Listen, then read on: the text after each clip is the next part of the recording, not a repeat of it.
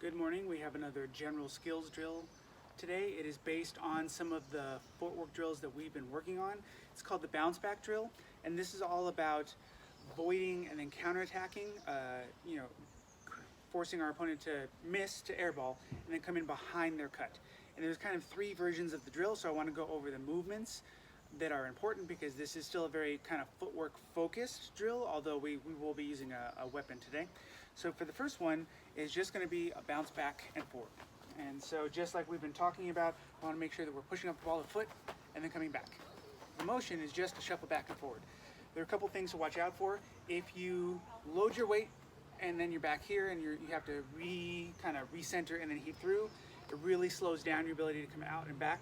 The other most common thing I see that happens is that people retreat leading with their upper back and shoulders. If I lead this retreat with the upper back and shoulders, if I'm stepping back, it breaks my balance of posture and it's much harder. So make sure that we're staying in balance, we're pushing off the front foot, and rather than think of step one, step two, we want to kind of think of this as like a bounce, like a one and, which is why we call it the bounce back drill. So for the first version, we're just going to boom, trying to stay in balance. And when we're doing this on the Pell, we're going to want to come straight back, to the right, to the left.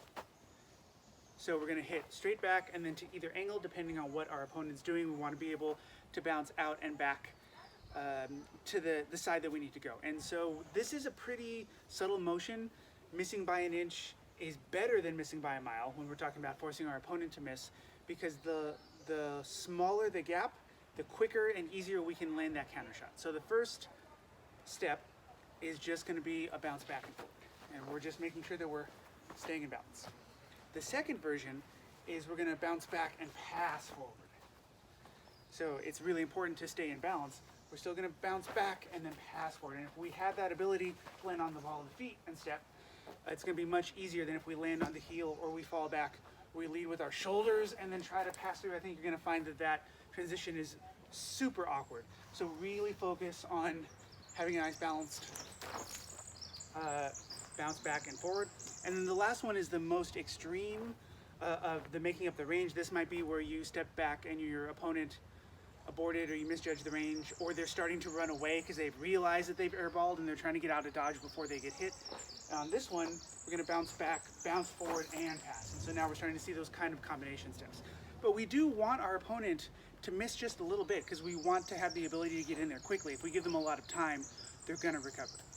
So when I'm practicing on the Pell for the first version, what I will do is I will just get in my stance where my sword is just able to touch, kind of in a natural stance. We don't want to be super reachy. So just kind of, naturally extended.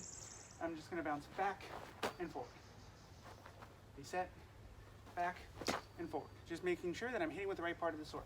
And of course I want to make sure I reset off to the side and forward, off to the other side and forward. So we're just practicing smoothly, being able to step out of range just a little bit. So see, I'm not quite in the range I was anymore.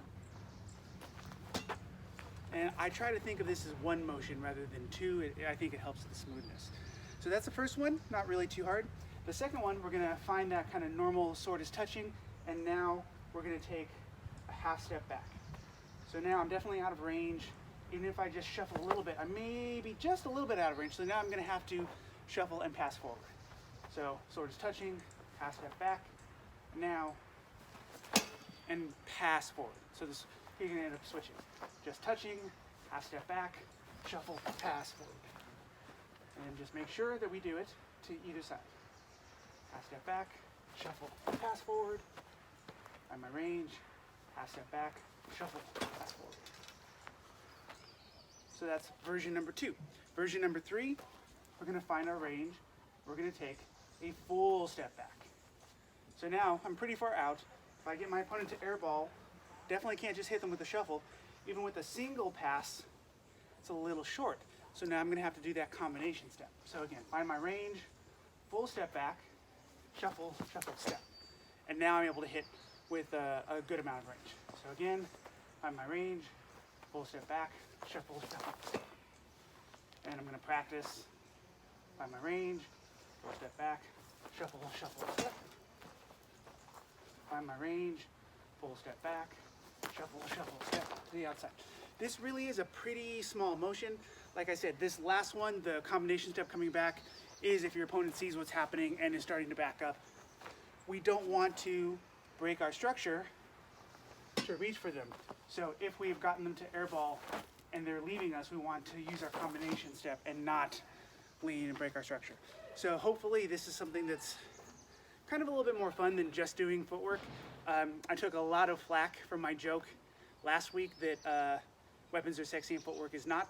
So now we're gonna get both. We're gonna combine some of the footwork stuff we've been doing with the sexy weapon and just getting used to being able to think of our Pell as an opponent and picturing what we're trying to do and create some dynamic interplay with the Pell and thinking about how we're gonna force our opponent to miss just by a little bit and then come in behind the strike and counterattack them. So hopefully this is fun and helpful. I am very sore and wiped out today, so I hope that that made sense. It was a long day yesterday. We spent about 6 hours in the car. If you have any questions or you think I did not do a good job showing this, please send me a message and we'll give it another shot. Thanks a lot.